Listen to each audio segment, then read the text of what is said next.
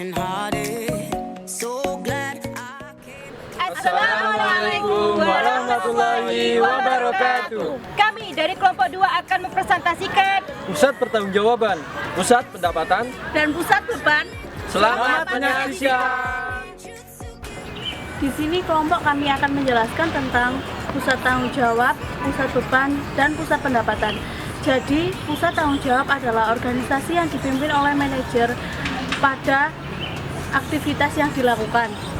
Selanjutnya ada sifat pusat tanggung jawab. Sifat pusat tanggung jawab adalah di mana pusat tanggung jawab melakukan kegiatan untuk mewujudkan satu atau lebih tujuan yang disebut dengan cita-cita.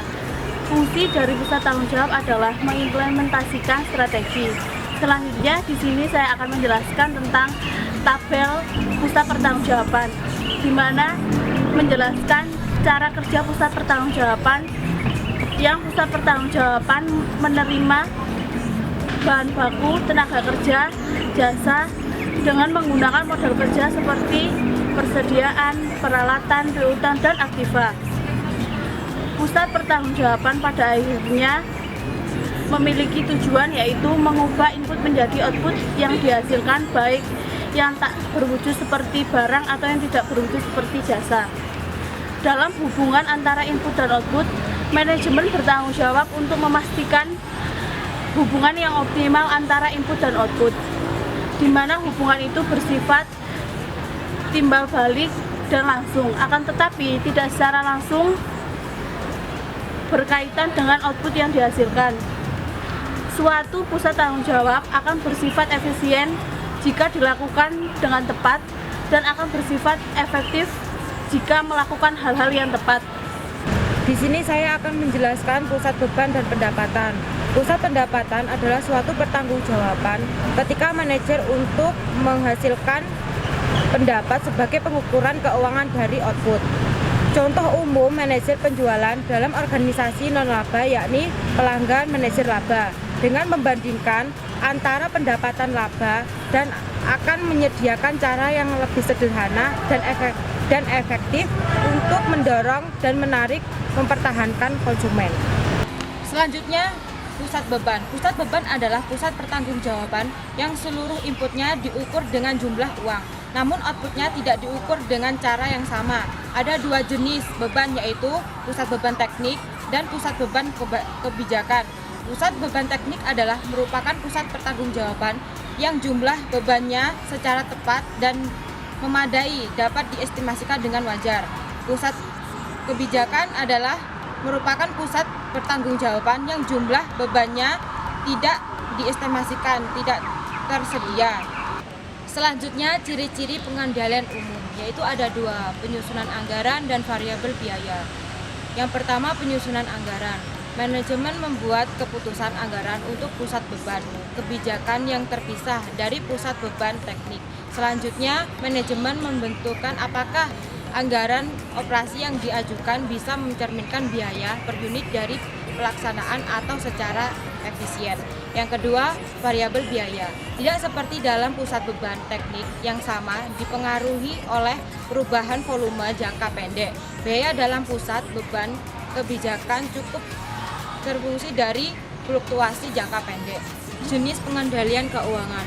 Tujuan utama dari pusat beban kebijakan adalah untuk mengestimasikan tujuan dan biaya yang mengikuti sertakan para manajer untuk mendiskusikan langkah-langkah apa saja yang diambil dan tingkat usaha yang tepat untuk masing-masing. Selanjutnya, pengukuran kinerja. Pengukuran kinerja pekerjaan utama bagi seseorang manajer pusat dan beban kebijaksanaan adalah untuk mencapai output yang diinginkan, membelanjakan sesuatu jumlah yang sesuai. Di sini saya akan menjelaskan tabel di samping ini, yaitu jenis-jenis pusat pertanggungjawaban, yaitu ada 5. Yang pertama, pusat beban teknik. Yang kedua, pusat beban kebijakan. Yang ketiga, pusat beban pendapatan. Yang keempat, pusat laba. Dan yang terakhir, pusat investasi. Pusat beban teknik dan pusat beban kebijakan, yaitu inputnya sama, yaitu hubungan optimal yang dapat ditetapkan. Outputnya sangat berbeda. Sedangkan pusat beban teknik yaitu fungsi manufaktur, yang pusat beban kebijakan yaitu fungsi penentuan dan pengembangan. Selanjutnya, pusat pendapatan dan pusat laba. Outputnya sama, yaitu tidak berhubungan dengan output. Sedangkan outputnya sendiri yaitu berbeda. Yang pusat pendapatan yaitu fungsi pemasaran. Yang keempat, fungsi laba yaitu unit bisnis. Dan yang terakhir, pusat investasi yaitu outputnya berhubungan dengan modal yang digunakan. Outputnya unit bisnis.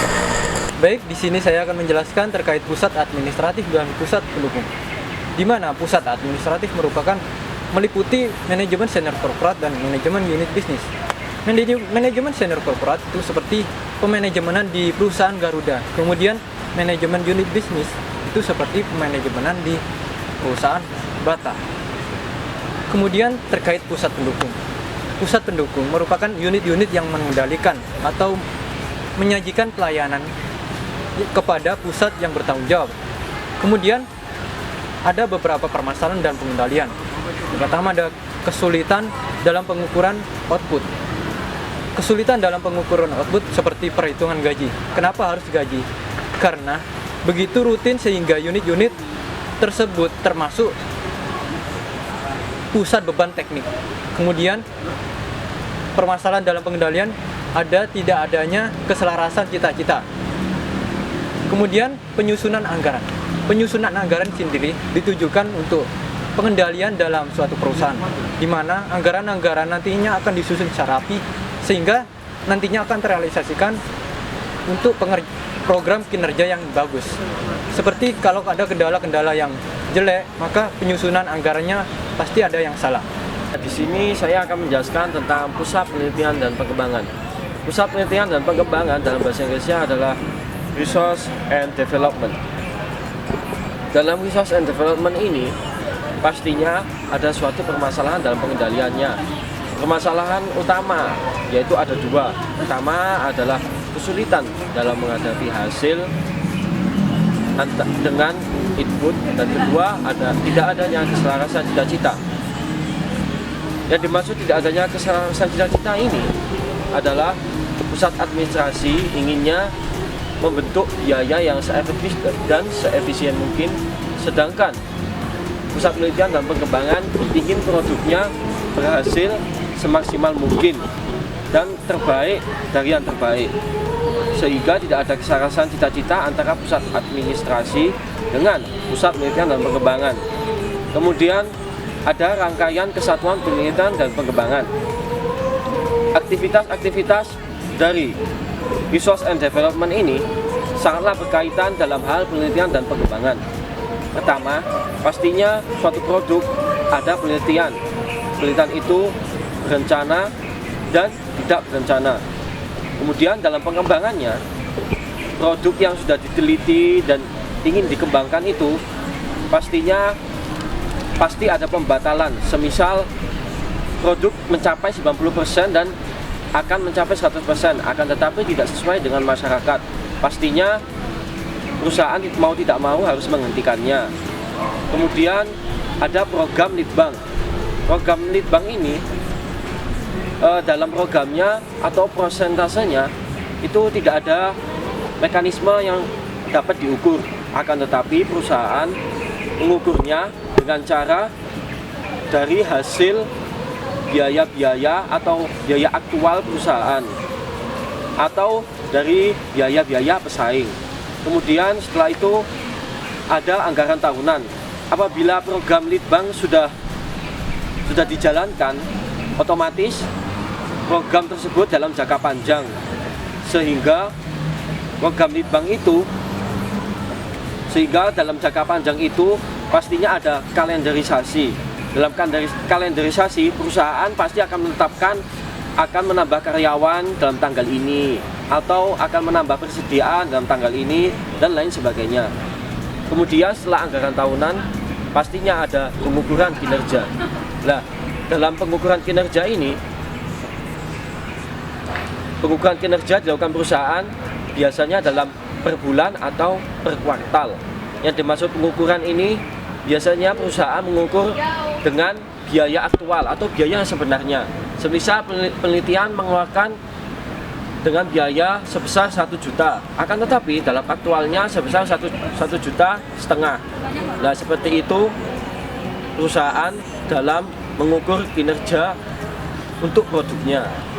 Baik, di sini saya akan menjelaskan terkait aktivitas logistik dan aktivitas pemasaran. Yang pertama, aktivitas logistik, di mana aktivitas ini melakukan suatu pemindahan barang dari perusahaan ke pelanggannya sendiri dan mengumpulkan bukti piutang jatuh tempo dari para pelanggannya. Contohnya nih, seperti pergudangan maupun pengapalan dan pengiriman. Kemudian yang kedua, aktivitas pemasaran, di mana aktivitas ini yang dilakukan oleh perusahaan untuk memperoleh suatu pesanan. Meskipun dianggap sebagai output organisasi pemasaran, tetapi ada beberapa kendala yang menjadikan aktivitas ini menjadi sulit. Contohnya nih, seperti kondisi ekonomi maupun tindakan-tindakan dari pesaing perusahaan tersebut.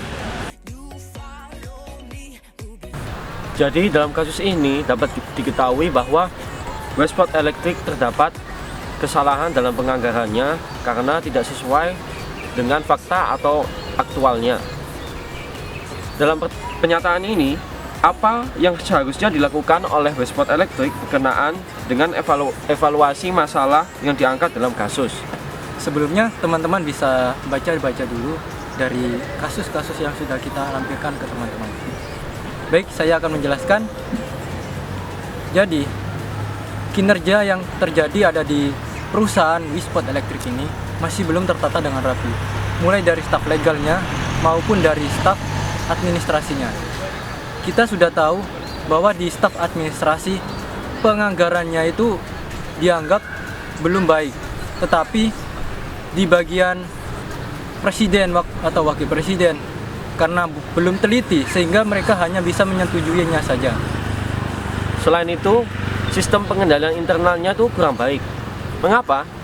Karena terdapat beberapa karyawan ingin gajinya dinaikkan, padahal performa dari kinerjanya itu belum baik. Saran untuk perusahaan Westport Electric, jadi yang terlebih dahulu dibenarkan atau dievaluasi yaitu SPI-nya, di mana SPI sangat penting untuk kinerja suatu perusahaan. Kemudian perusahaan Westport Electric seharusnya menselaraskan antara cita-cita dari pusat administrasi dengan pusat penelitian dan pengembangan. Kemudian setelah itu perusahaan harus bisa, meskipun itu sulit, harus bisa menghubungkan antara hasil atau output perusahaan dengan input. Yang dimaksud adalah hasilnya itu adalah produk atau input yang dianggarkan seefisien mungkin harus sesuai dengan output yang keluar. Ya, sekian pemaparan materi dari kelompok kami. Wassalamualaikum warahmatullahi wabarakatuh. See you.